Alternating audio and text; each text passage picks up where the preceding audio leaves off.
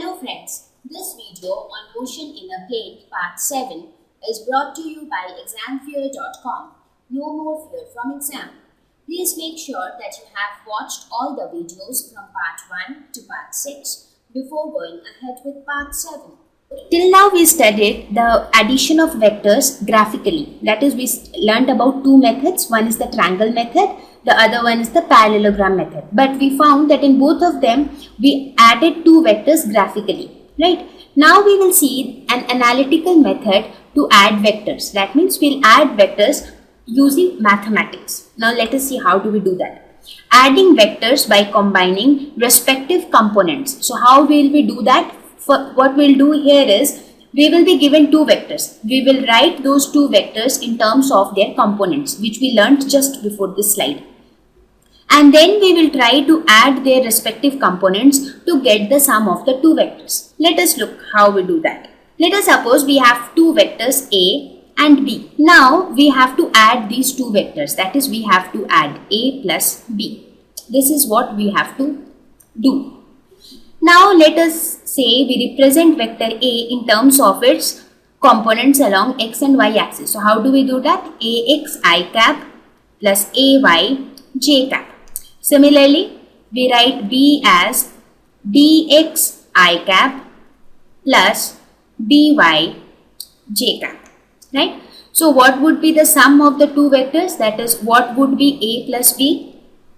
It would be nothing but, we will simply write the expression for A and B. So it would be Ax I cap plus Ay j cap plus Bx I cap plus By j cap. Now we will take all the I components together. So Ax and Bx are the two I components. So we can write Ax plus Bx I cap plus Ay plus By j cap. Right? Now A plus B is the resultant vector. So we can say the resultant vector can be written as, Rx I cap plus Ry j cap. Right? So this expression which we found is basically of this form. That means we can say that, so Rx is nothing but Ax plus Bx. Similarly, Ry is nothing but Ay plus By. So what do we observe? We observe that the resultant vector is nothing but each component of the resultant vector, because the resultant vector also has two components, one along x-axis, one along y-axis. The resultant vector, each component of the resultant vector is equal to the sum of the corresponding components of A and B. That means each component of resultant vector, that is Rx and Ry, they are equal to the sum of the respective components of A and B. That is, Rx is equal to Ax plus Bx and Ry is equal to Ay plus By. That is, each component of the resultant vector is equal to sum of corresponding components of A and B. Right? So now you saw how do we add vectors by the analytical method, where we write the vectors in their component form, that is in terms of their respective components, and then we add the components. Now we will take some examples to understand vector addition even better. Let us look at the first example. Suppose we have three vectors A, B and C, and we have represented them in terms of their respective components. That is, A is equal to Ax I cap plus Ay j cap, B is equal to Bx I cap plus By j cap, and C is equal to Cx I cap and Cy j cap. Now if we say that we have to evaluate components of a vector G, where G is equal to A minus B plus C. That means you have to first add the two vectors B and C, and then you have to subtract the result from vector A. So in this case,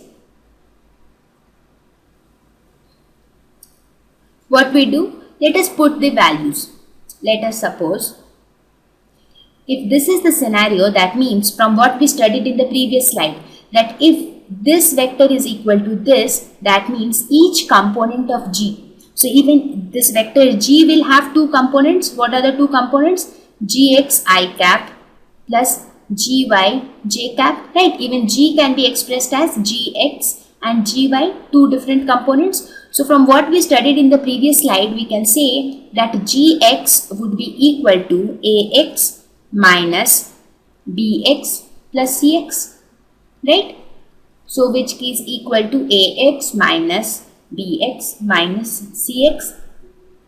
Similarly, gy would be equal to ay minus by plus cy, which can be written as ay minus by minus cy. So this is what we learned, right? That each component of the resultant vector will have the same relation as the entire vector has with its components, right? So gx would be ax minus bx minus cx, gy would be ay minus by minus cy.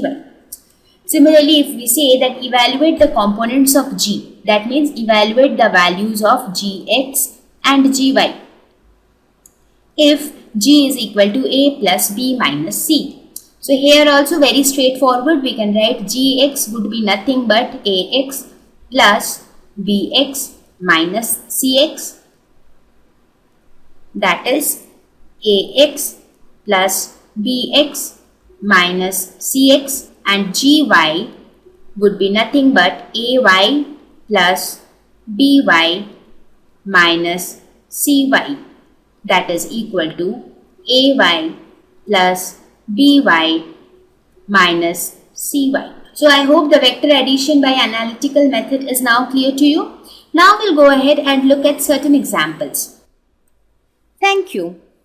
Please visit examfear.com to watch free educational videos, try free online tests, get the best quality study materials, study from the best tutors and mentors, and much more.